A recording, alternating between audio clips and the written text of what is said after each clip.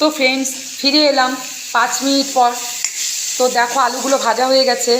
তো আমি এখানে এবারে এই মশলাটা, পেস্ট করা মশলাটা দিয়ে দেবো। এতে আছে কাঁচা লঙ্কা বাটা এবং তার সাথে পেঁয়াজ রসুন আদা বাটা। হ্যাঁ,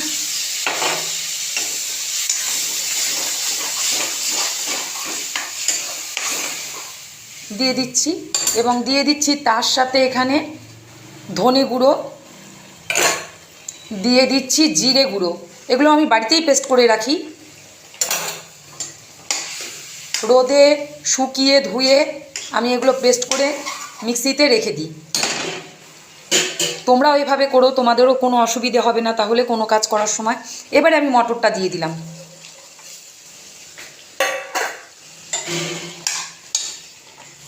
দিয়ে আমি খানিকক্ষণ এটাকে কষিয়ে নিই যতক্ষণ না মশলায় টান ধরছে।